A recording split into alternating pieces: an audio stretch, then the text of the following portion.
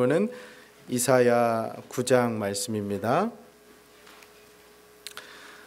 이사야 9장 6절, 7절 두 절의 말씀입니다. 제가 가진 성경으로는 구약 978페이지입니다. 이사야 9장 6절, 7절 우리 다 찾으셨으면 하나님 경외하는 마음으로 자리에서 일어나셔서 이 두 절의 말씀을 한 목소리로 함께 봉독하도록 하겠습니다. 시작.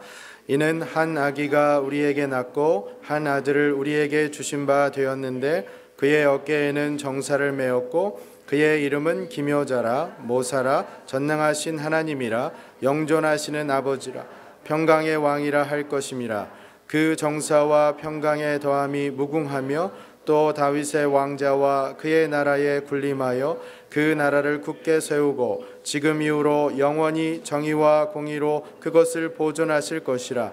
만군의 여호와의 열심히 이를 이루시리라. 아멘. 자리에 앉으시겠습니다. 이 말씀을 위해 함께 기도하겠습니다. 하나님 아버지, 오늘도 우리에게 말씀 주심에 감사하며 이제 겸손한 마음으로 무릎 꿇고 하나님 말씀을 간절히 사모하며 나아갑니다. 이 땅 위에 그렇게 낮아지신 모습으로 자신의 모든 것을 포기하며 오신 예수 그리스도, 말씀을 통해 우리 주님을 발견케 하시고 주님의 은혜를 깨닫게 하시며 그 은혜대로 사랑대로 이제 다른 이들에게 우리도 그것을 전하며 사는 복된 삶 살아갈 수 있도록 오늘 말씀을 통해 우리에게 역사하여 주시옵소서. 이 시간 주의 성령께서만이 온전히 이 시간을 움직여 주시고 주장하여 주시고 은혜 내려주시기를 간절히 소원합니다. 부족한 종 주님의 십자가 뒤에 숨겨주시고 오직 하나님 영광 올려드리는 시간 될 수 있도록 축복하여 주시옵소서. 살아계신 예수 그리스도의 이름으로 기도 드리옵나이다. 아멘. 할렐루야. 아멘. 오늘도 벌써 12월 둘째 주일이 왔네요. 그렇죠? 이제 정말 크리스마스가 정말 코앞입니다. 여러분 어떠세요? 크리스마스가 다가오면서 마음이 좀 들뜨고 그러시나요? 사실 크리스찬이든 아니든 이 크리스마스가 정말 몇 안 되는 이 흥분되는 날이죠. 그렇지 않습니까? 하지만 우리 크리스찬들에게 있어서 이 크리스마스가 마음이 설레이고 흥분되는 진짜 이유, 그것이 무엇입니까, 여러분? 여러분 잘 아시겠지만 바로 이날 사랑하시는 독생자 예수 그리스도를 하나님께서 우리에게 보내주신 그 사랑을 더 깊이 체험할 수 있기 때문인 줄 믿습니다. 그런데요, 크리스마스 주인공은 당연히 우리 예수님이신데 사실 우리 살다 보면 공감하시겠지만 이 세상은 참 예수님 외에 다른 것에 더 집중하고 또 소비하는데 우리가 신경을 많이 쓰지 않습니까? 마치 알맹이가 무시된 채 껍데기가 알맹이가 된 것 같은 그런 모습처럼 말이죠. 여러분 알맹이 없는 껍데기 이런 말 다 들어보셨잖아요. 유사품 표현들도 많잖아요. 알맹이 없는 껍데기라면 뭡니까? 안고 없는 찐빵 아닙니까? 그렇죠? 김 빠진 콜라. 연인들 같으면 뭐죠? 자기 없는 세상. 제가 좀 느끼한 표현을 했습니다. 그런 의미에서 제가 말씀을 준비하다가 문득 이 질문을 여러분께 한번 드려보고 싶었어요. 여러분 지난주일 설교 본문 기억하십니까? 설교 제목 말고요. 설교 본문. 이러시면 안 되는데.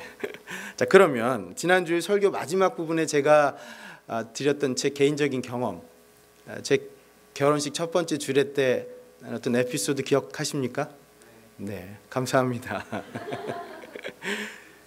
저희가 지금 방금 전에 아주 중요한 사실을 다시 한번 발견했죠. 여러분 그게 뭐냐면 설교 본문과 내용은 생각나질 않는데 설교 간증과 예화만 기억나면 그거야말로 알맹이 없는 껍데기에 불과합니다. 사랑하는 여러분, 저는 우리가 맞이하는 크리스마스가 그런 크리스마스가 되지 않았으면 좋겠습니다. 여러분 잊지 마세요. 크리스마스의 주인공은 예수님이신 줄 믿습니다. 예. 부디 이번 크리스마스뿐만 아니라 앞으로 평생 우리 주님 오시는 그 때까지 이번 크리스마스 정말 주인공이신 우리 예수님 더 찬양하고 감사하고 예수님 더 깊이 만나는 시간 될 수 있기를 주님의 이름으로 축원합니다. 자, 예수님은 누구신가? 오늘은 이제 세 번째 시간으로 여호와의 열심이라고 하는 메시지를 전하려고 합니다.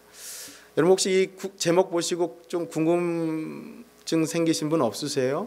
예수님은 누구신가? 이 여호와의 열심, 이 도대체 무슨 상관이 있지? 무슨 연관이 있나?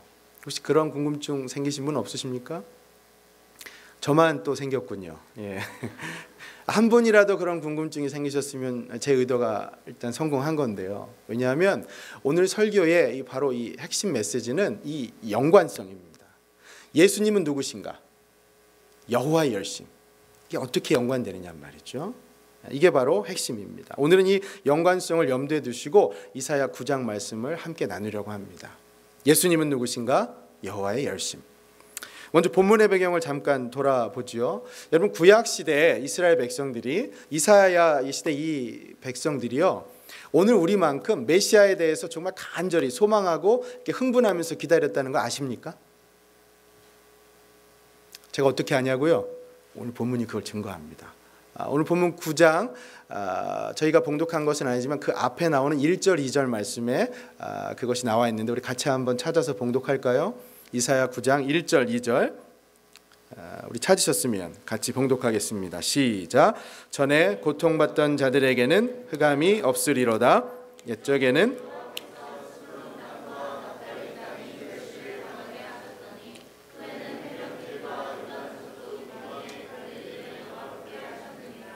흑암에 행하던 백성이 큰 빛을 보고 사망의 그늘진 땅에 거주하던 자에게 빛이 도다. 아멘. 여러분 여기 스불론과 납달리 땅은 어느 지역이냐? 그 유명한 갈릴리 지역입니다. 갈릴리 그 비옥한 땅. 그러다 보니까 북쪽에 있다 보니까 이 아수르에 의해서 제일 먼저 멸망당한 곳이죠. 그러니까 여기 이 말씀은 이사야의 예언은 그렇게 멸망당한 그 지금 흑암 가운데 있을 그 사람들에게 새로운 희망의 날이 온다라는 것이죠. 왜냐하면 구원의 빛으로 오신 메시아를 지금 기대할 수가 있기 때문이죠. 그런데 이 말씀은 그 당시 구약 이스라엘 백성들에게만 주어진 말씀이 아니죠. 왜냐하면 오늘을 살아가는 우리에게도 너무나 중요한 말씀 아닙니까? 왜냐하면 이사야 이후 700년이 지난 후에 예수 그리스도께서 이 땅에 오셔서 이 예언이 완전히 성취가 되었기 때문이죠. 그렇잖아요. 흑암에서 이 죄 가운데 방황하던 백성들을 구원의 빛으로 오신 예수님께서 구원해 주셨다는 말씀인 것이죠. 그래서 여러분 여기 보면 이 흑암과 빛을 대조하고 있죠. 이 말씀 가운데. 그렇죠? 이 빛이 소중하다는 건 여러분 굳이 말씀 안 드려도 잘 아실 거예요. 그렇죠? 우리가 살면서 빛이 얼마나 중요합니까? 한 번은 이런 일이 있었다고 하죠. 안개가 아주 심하게 낀 밤에 조심스럽게 항해를 하던 배가 있었다고 합니다. 그 선장이 근데 앞에 뭔가 불빛이 반짝반짝거리는 거 다급하게 이대로 가다가 부딪힐 것 같아서 위급한 신호를 보냈다고 합니다. 빨리 방향을 바꾸시오. 지금 위급합니다. 그랬더니 저쪽에서 똑같이 신호를 보냈대요. 다급하게 당신들이 바꾸시오. 이렇게. 그러자 기분이 조금 이제 상한 선장이 뭐라고 얘기했냐면 난 이 배의 선장이다. 빨리 방향을 바꿔라. 이렇게 명령조로 얘기했대요. 그랬더니 저쪽에서 뭐라고 얘기했냐면 당당하게 뭐라고 신호를 보냈냐면 난 2등 항해사다. 네가 바꿔라. 이렇게 얘기를 했대요. 그랬더니 선장이 자기보다 계급이 훨씬 아래인 사람이 이렇게 대드는 것 같으니까 화가 나서 뭐라고 얘기를 했냐면 이 배는 전투합니다. 당장 항로를 바꿔라. 이 얘기를 듣고 반대편에서 끝까지 지지 않고 이렇게 얘기를 했다고 합니다. 여기는 등대다. 여기는 등대다. 까불지 말고 빨리 방향을 바꿔라. 이해가 되세요, 여러분 이 상황? 예. 여러분 사실요, 이 라이트하우스, 이 등대의 불빛조차도 제대로 식별하지 못하는 게 바로 우리의 모습입니다. 그렇죠? 밤에 어디를 가다 보면 저 불빛이 도대체 뭔가라고 제대로 식별도 못하는 게 우리의 존재예요. 연약한 모습. 그런데 중요한 게 있죠. 빛이 없으면 우리는 살아갈 수가 없습니다. 어둠 속에 있으면 우리는 아무 소용이 없어요. 빛이 우리에게 그만큼 중요합니다. 소중한 존재죠. 그러니 여러분, 여기 이사야서 말씀을 보세요. 흑암의 죄 가운데 방황하는 그 영적인 소경들에게 누가 그렇게 삶의 이유가 된다고 말씀하는 겁니까? 구원의 빛, 생명의 빛으로 오신 바로 예수 그리스도께서 그들의 삶의 이유가 된다고 말씀하고 있는 것이죠. 사랑하는 여러분, 바로 우리 주님께서 우리의 생명의 빛, 구원의 빛이 되시는 줄 믿습니다. 여러분, 그 빛 가운데 거하시기를 간절히 소망합니다. 빛 되시는 예수 그리스도를 따라서 하루하루 온전히 살아가시기를 간절히 축원합니다. 여러분, 이 말씀이 바로 그것을 우리에게 일깨워 주는 것이죠. 자, 그런데요, 이런 배경을 안고 이번에 이제 이사야가 예언한 이 메시아의 모습, 예수님의 구체적인 모습 네 가지가 있는데 6절 말씀인데 예수님은 누구실까? 6절의 말씀을 이제 집중해서 주목해서 저희가 봉독하려고 합니다. 다시 한번 함께 시작. 이는 한 아기가 우리에게 낳고 한 아들을 우리에게 주신 바 되었는데 그의 어깨에는 정사를 메었고 그의 이름은 기묘자라 모사라 전능하신 하나님이라 영존하시는 아버지라 평강의 왕이라 할 것임이라. 아멘. 여기 이사야가 지금 예수님의 이름을 네 가지로 설명하고 있죠. 오늘 성가대 찬양을 들어서도 그렇지만 이 말씀이 저는 크리스마스의 사중창, 사중주 이런 정도로 해석을 할 수 있을 것 같습니다. 하나하나도 너무 훌륭하지만 하나로 또 네 가지가 어우러졌을 때 너무나 아름다운 또 의미가 되는 것이거든요. 우선 여기 6절에 보시면 이름을 보기 앞서서 뭐라고 했냐면 한 아기가 태어났다고 하죠. 여러분, 이 한 아기가 태어났다라고 하는 건 지난주에 설교 말씀드린 것처럼 임마누엘에 관한 예언입니다.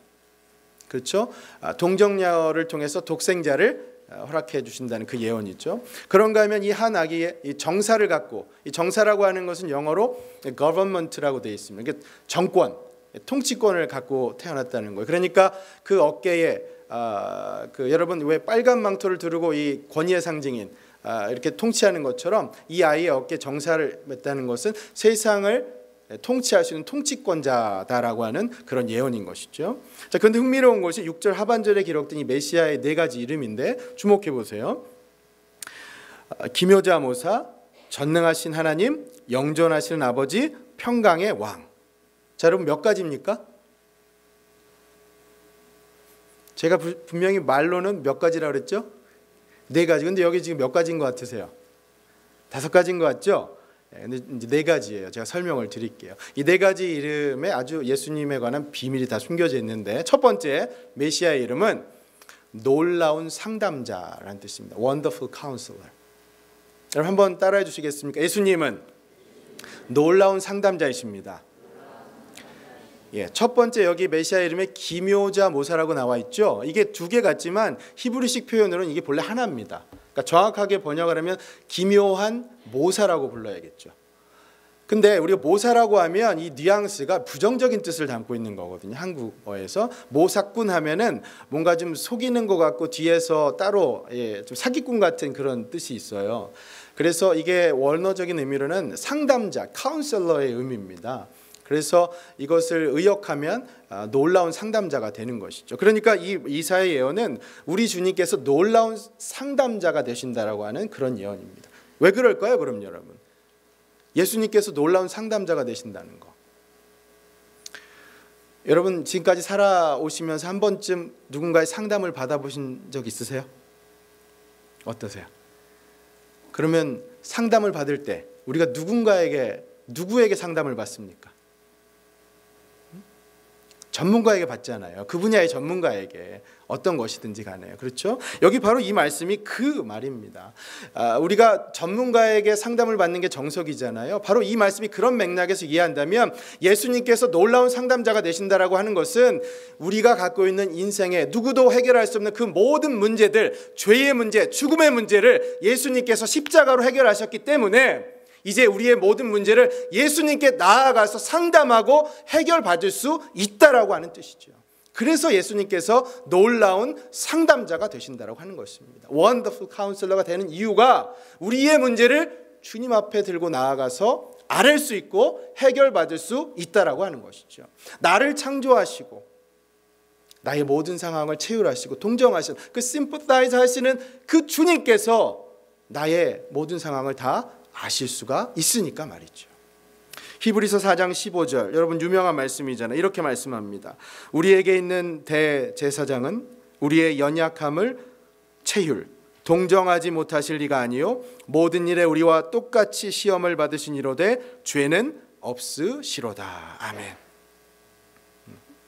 여러분 미국의 이 자동차 도시하면 어느 도시를 많이 떠올립니까? 필라델피아요? 자동차 도시하면 디트로이트, 그렇죠? 이 디트로이트 이 도시에 내려온 전설적인 얘기가 있다고 하잖아요. 뭐냐면은 어느 추운 겨울날 아침에 이 출근하던 길에 차가 갑자기 멈춰서서 한 운전사가 그걸 고치려고 별의별 노력을 다했는데 고칠 수가 없었답니다. 그런데 우연히 지나가던 한 노인이 갑자기 차에서 내리더니 한번 이렇게 쓱 보더니 손놀림 한 번으로 그거 기적같이 시동이 걸리게 했다잖아요. 그래서 이 운전자가 궁금해서 당신 도대체 누구신데 이런 일을 할 수 있냐고 그랬더니 그 사람이 뭐라고 그랬을까요? 자기가 바로 포드라고 했다는 것이죠. 그 차를 만든 사람이기 때문에 바로 단번에 시동을 걸게끔 했다라는 것이죠. 여러분 이건 우리에게도 마찬가지입니다. 나를 창조하신 분이 나의 실패와 좌절과 슬픔과 고통을 모르시겠습니까? 예수님 말입니다. 나를 창조하신 분께서 내 브레인과 이 심장을 움직이시는 분께서 나를 치료하지 못하시고 고치지 못하시겠습니까? 그러니 우리가 누구한테 나가야 되겠죠? 놀라운 상담자이신 예수님께 나아가서 우리의 문제를 아뢰고 해결받아야 하는 것이죠. 오늘 이 말씀이 바로 그것을 우리에게 일깨워 주는 겁니다. 사랑하는 여러분, 여러분의 진정한 상담자가 되시는 예수님께 나아가셔서 여러분이 갖고 계신 모든 문제를 다 아뢰시고 해결받으시고 고침받으실 수 있기를 주님의 이름으로 축원합니다. 아멘. 이게 첫 번째입니다. 놀라운 상담자. 자, 두 번째, 메시아의 이름은 전능하신 하나님이십니다. Mighty God. 이번에도 한번 따라해 주시겠어요? 예수님은 전능하신 하나님이십니다. 네, 그렇죠. 이 전능이란 말이 여러분 언제 쓰는 말이죠? 전능하다. 그 능력과 권세가 무한하다는 거잖아요. Unlimited, 그렇죠? 이게 그러니까 하나님 되시는 신성을 나타내는 말이잖아요. 그러니까 전능하신 하나님, 예수님께서 하나님 되신다고 하는 것을 우리에게 다시 한번 일깨워 주는 것이죠. 그럼 여러분 이 말씀을 통해서 우리가 매우 귀중한 깨달음을 다시 얻잖아요. 우리 지난주에 제가 설교 말씀드린 것 그리고 오늘 성가대가 찬양한 것처럼 그 전능하신 하나님께서 어떤 모습으로 내려오셨습니까? 자기 일을 다 비우고 종의 모습으로 이 땅에 내려오셨다는 게 이 얼마나 놀라운 은혜입니까 여러분? 그렇죠? 은혜의 사실을 우리가 여기서 발견할 수가 있잖아요. 여러분 이번 성탄절에도 저희 임마누엘 연합성가대가 지금 칸타타를 준비하고 있는 것으로 아는데요. 정말 너무 감사합니다. 그리고 기대해도 되는 거지요? 예. 포스터 보신 분들은 아시겠지만 그 제목이 뭐죠? 여러분 혹시 보신 분 제목 보셨습니까? 기적을 만나다. 예. 기적으로 오신 예수님이라고 하는 주제입니다. 여러분 그렇잖아요. 이 말씀 가운데 전능하신 하나님께서 지금 자기를 다 비우시고 낮고 낮은 그 인간의 모습으로 내려오셨다는 것 그 자체가 기적이 아니고 여러분 무엇이겠습니까? 그렇죠? 은혜이잖아요. 그렇죠? 그럼 생각해 보세요. 이거 정말 말도 안 되는 상황이잖아요. 우리를 흑암 가운데서 건져내시고 해방시켜 주실 분이시라면 정말 전쟁에서처럼 천군 천사를 데리고 갑옷을 입고 큰 칼 옆에 차고 이런 위험당당한 모습으로 내려오셔도 시원찮을 판에 가난한 목수의 집안에 말구 위에 올라간 그런 모습으로 그런 아기 예수의 모습으로 오셨. 이게 기적이 아니고 여러분 뭐겠습니까? 은혜잖아요. 전능하신 하나님께서 자기의 모든 것을 다 비우시고 우리를 위해서. 사랑하는 여러분, 그 은혜와 사랑을 다시 한번 깊이 깨닫고 이번 크리스마스 기적을 만나는 여러분과 제가 될 수 있기를 주님의 이름으로 축원합니다. 네, 기적을 만나는 시간이 되시면 좋겠어요. 자, 이것이 두 번째였고요. 전능하신 하나님. 좀 간단하게 또 세 번째로 한번 가겠습니다. 세 번째는 영존하시는 아버지이십니다. Everlasting Father. 자, 이번에도 한번 따라해 주시죠. 하나님은 영존하시는 아버지이십니다. 예, 여러분 이 이름 듣고 어떤 생각 드셨어요? 영존하시는 아버지. 좀 엉뚱하지 않아요? 좀 뚱딴지 같지 않습니까? 방금 전까지만 해도 아이가 태어났다고 했는데 그 아이가 아버지가 된다라고 하는 이 이름을 갖는다는 게 무슨 뜻일까요? 애가 갑자기 어른이 된다는 얘기일까요? 애어른 뭐 이런 얘기일까요? 무슨 뜻일까요? 재밌는 것이요, 히브리어 원어로 보면은 영존하시는 아버지라고 하는 게 아비아드라고 되어 있습니다. 아비아드. 참 희한하죠? 한국말로도 아비는 뭡니까? 아버지잖아요. 아비가 아버지입니다. 왜냐하면 우리가 히브리어로 아버지 뭡니까? 아바, 아버지잖아요. 그렇죠? 그러니까 이 아바의 변형된 꼴이에요. 아비가. 근데 아드는 무슨 뜻이냐면 영원하다는 뜻입니다. 영원하다는. 그러니까 이거는 사람한테 쓰이는 말이 아니에요. 하나님께 쓰이는 말이죠. 그렇죠? 영원하신 존재는 오직 하나님 한 분밖에 없으시니까. 그래서 영존하신 아버지라고 하는 거, 이게 무슨 뜻이냐면 예수님께서 아버지가 되신다라고 하는 것은 이건 다름 아니라 삼위일체를 이 안에 담고 있는 말씀입니다. 삼위일체. 요한복음 14장에서 예수님께서 말씀하신 것처럼 내 안에 아버지가 계시고 아버지 안에 내가 있다라고 하는 것, 바로 이 말씀 가운데 우리가 발견할 수가 있는 것이죠. 예수님께서 영존하시는 아버지가 된다라고 하시죠. 하나님 아버지께 나아갈 길을 열어주셨기 때문인 것이죠. 여러분, 우리가 예수 그리스도를 영접하게 될 때 우리 영혼의 깊은 곳으로부터 나오는 하나님에 대한 우리 신앙 고백, 그 호칭이 뭡니까? 우리가 간절히 부르짖을 때 하나님 앞에 그 기도 제목이 있을 때 나아갈 때 하나님 앞에 뭐라고 부릅니까? 아버지. 그냥 밋밋하게 아버지라고 하는 게 아니에요. 아버지. 아버지. 제가 1절이라네요. 1부에서 너무 크게 아버지라고 했더니 조시던 분이 벌떡 일어나실 정도로 제가 깜짝 놀라게 그렇게 해서 제가 좀 볼륨을 좀 조절했습니다. 그렇잖아요, 여러분. 우리가 아버지라고 부를 수 있는 이유가 뭡니까? 예수 그리스도를 통해서 우리가 모두 다 한 형제 자매가 됐고 하나님 그분을 아버지로 모실 수가 있게 된 것이죠. 예수 그리스도를 통해서 우리의 강력한 보호자가 되시고 인도자가 되시고 위로자가 되시는 하늘 아버지께 우리가 나아갈 수가 있기 때문입니다. 그러니 여러분, 이번 크리스마스 시즌 더더욱 예수님을 통해서 하나님 아버지께 나아가시길 바랍니다. 하나님께서 주시는 그 위로와 평강과 기쁨을 마음껏 누리시는 여러분과 우리 교회가 될 수 있기를 주님의 이름으로 축원합니다. 아멘. 자, 이것이 세 번째였습니다. 영존하신 아버지. 네 번째 이름은 평강의 왕이십니다. Prince of Peace. 이번에도 한번 따라해 주시겠어요? 예수님은 평강의 왕이십니다. 네. 누가복음 2장 14절을 보면은 이 평강의 왕, 이 말씀이 어떤 의미인지를 좀 잘 설명할 수 있는 그런 구절이어서 저희가 한번 찾아보려고 합니다. 누가복음 2장 14절 말씀을 한번 찾아봐 주시겠어요? 누가복음 2장 14절. 예수님께서 탄생하시던 밤에 천사들이 불렀던 노래입니다. 89페이지. 누가복음 2장 14절 말씀 우리 찾으셨으면 같이 봉독하죠. 시작. 지극히 높은 곳에서는 하나님께 영광이요 땅에서는 하나님이 기뻐하신 사람들 중에 평화로다 하니라. 아멘. 여기 말씀 잘 보세요. 그냥 땅에는 평화라고 하지 않고 뭐라고 되어 있습니까? 하나님이 기뻐하신 사람들 중에 평화. 기뻐하심을 입은 사람들 중에 평화라는 말이거든요. 이 말씀은 다시 말씀드리면 예수님을 영접한 사람만이 기뻐하심을 입은 사람이 되고, 그리고 기뻐하심을 입은 사람만이 평화를 누릴 수가 있다라고 하는 말씀입니다. 다시 말씀드리면 여러분과 제가 그 기쁨과 평화를 누리는 사람들이라는 것이죠. 바꿔 말하면 아직도 예수 그리스도를 영접하지 못한 사람들은 그 기쁨과 평화, 진정한 기쁨과 평화를 누릴 수가 없다라고 하는 것입니다.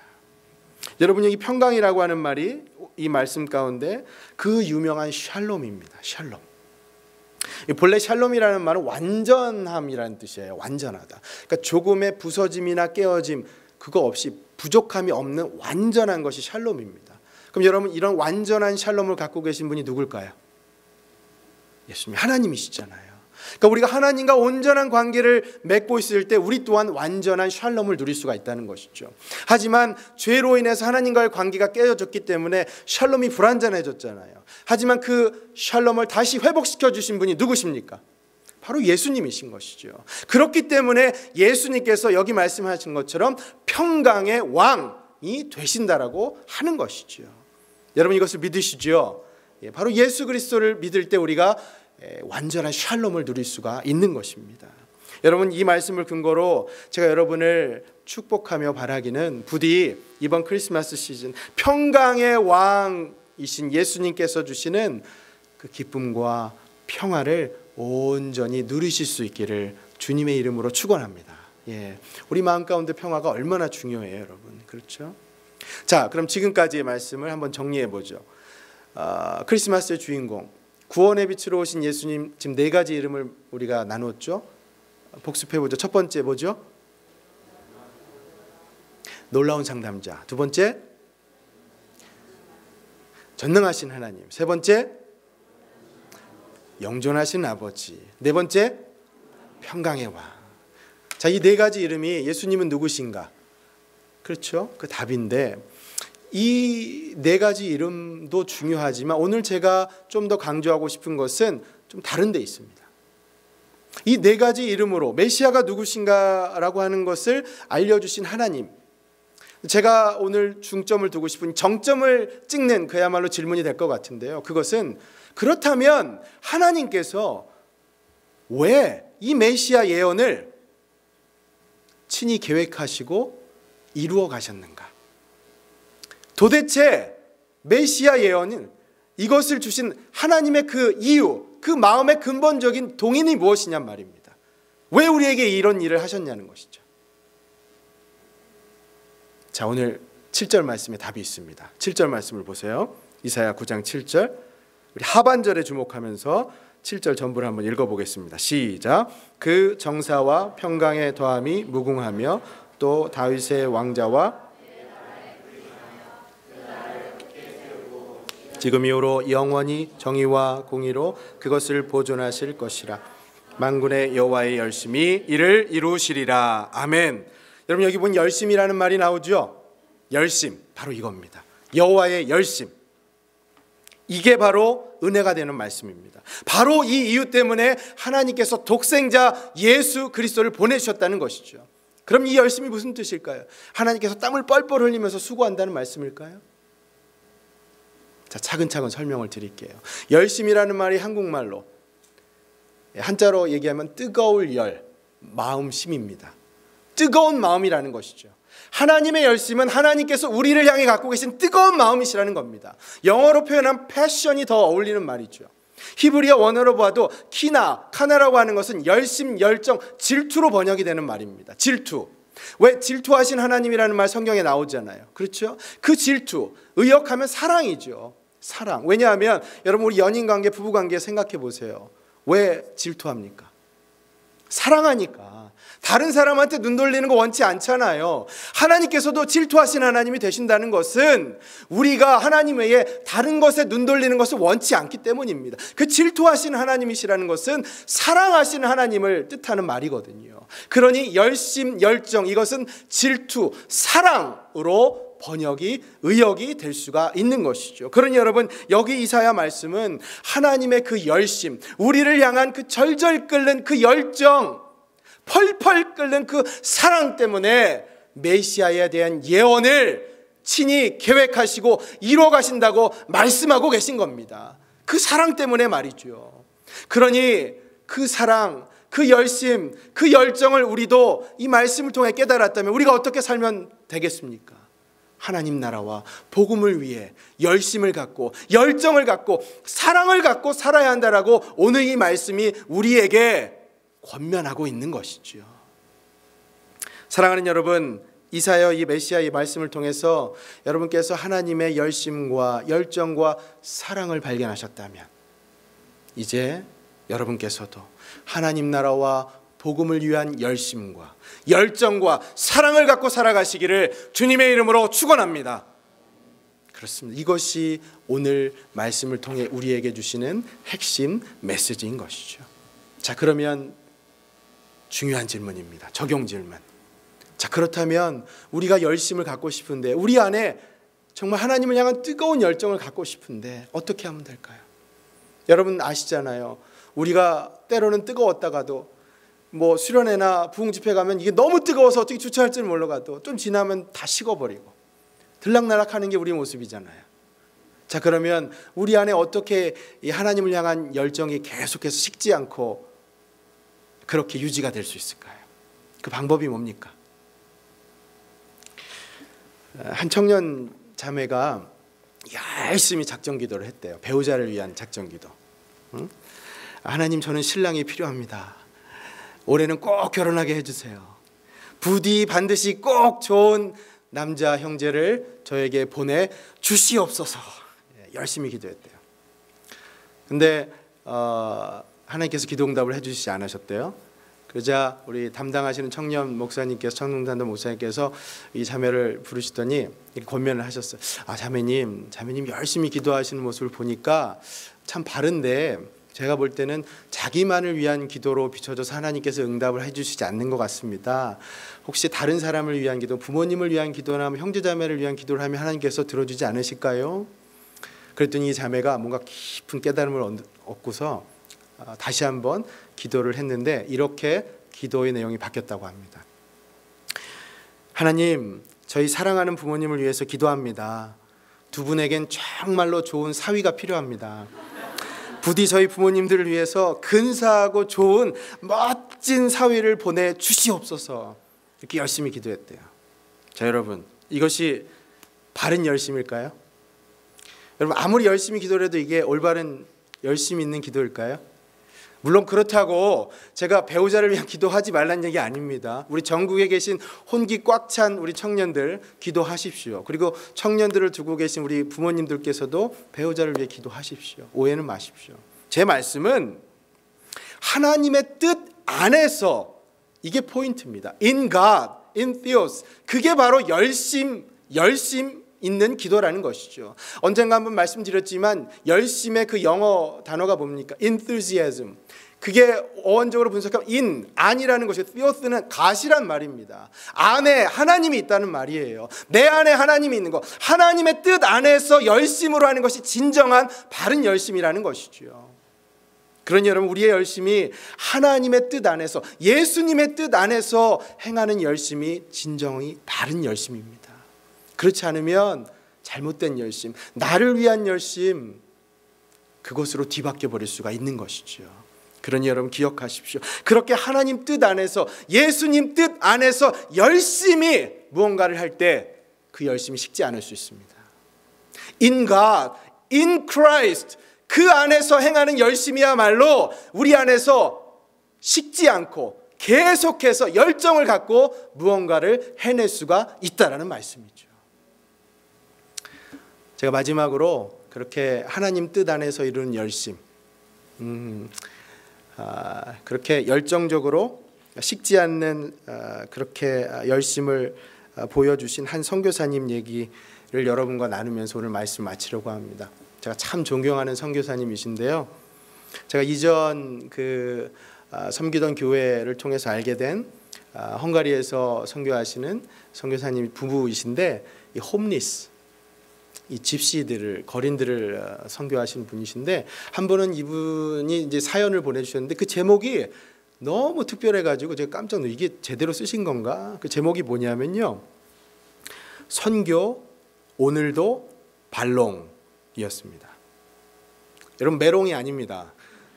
욕한 거 아니니까 오해하지 마십시오. 발롱입니다. 발롱. 선교 오늘도 발롱. 여러분, 발롱이라는 게 뭐냐면, 이 선교사님 말씀에 의하면 발레를 하시는 분 아실 거예요. 이 발레리나들이 이 도약을 해서 이 정상에서 오래 있는 것 같이 보이기 위한 그 기술입니다. 그러니까 저를 보시지 말고 여러분 머릿속에서 상상을 해보세요. 이렇게 딱 들고 다리를 쫙 벌리고, 여러분 아시잖아요. 그 포즈. 정상에서 딱 있는 그게 바로 발롱입니다. 그렇죠? 자, 그러면 그렇게 멋지게 아름답게 발롱을 하기 위해서 이 발레리나들이 얼마나 많이 이 추락하는 경험을 하게 될까요? 수백 번? 수천 번? 수만 번 이상이겠죠.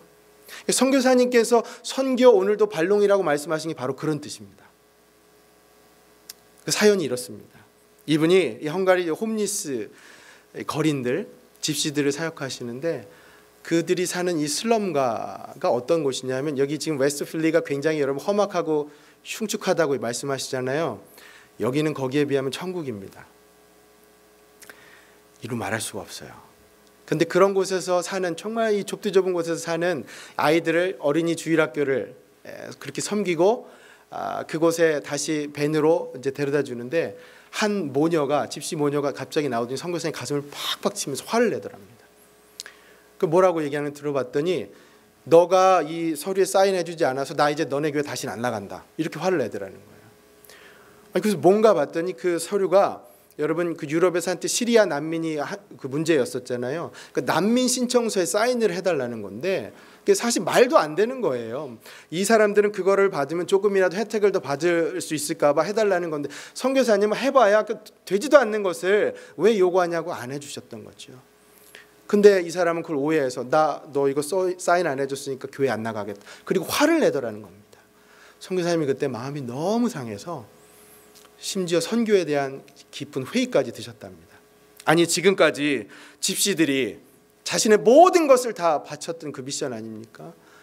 정상적인 가정으로 의무교육 받아서 바른 말하고 거짓말하지 않고 도둑질도 하지 않고 그렇게 신앙생활 잘할 수 있도록 그렇게 열심히 그렇게 사역하셨는데 이게 뭔가 이런 회의가 들었다는 것이죠.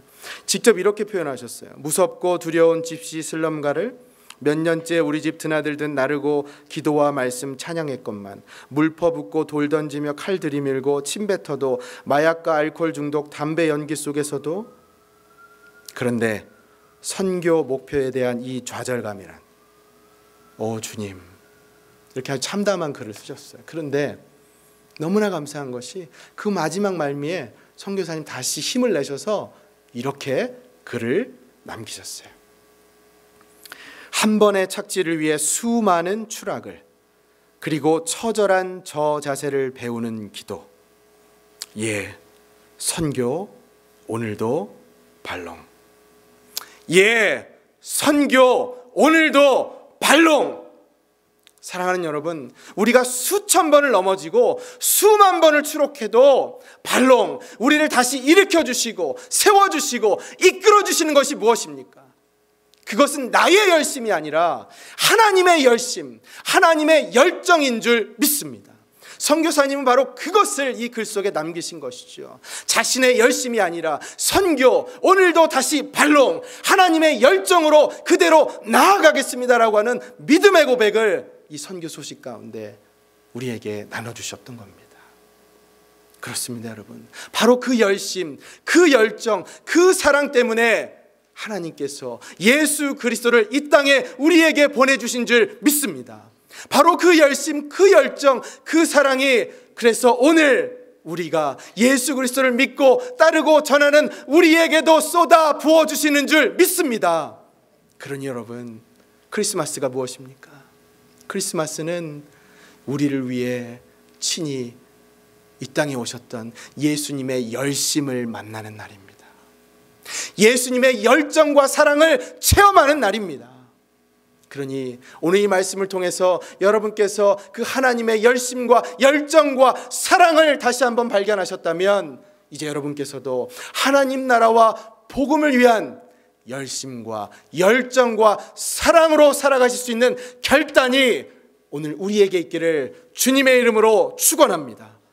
그렇습니다. In Christ, in God, 우리 안에 역사하신 하나님의 뜻을 붙들고 하나님께서 맡겨주신 이 열정과 열심을 갖고 복음을 위해 살아가는 것, 이번 크리스마스가 바로 우리에게 그런 결단과 은혜의 시간 될 수 있기를 주님의 이름으로 축원합니다.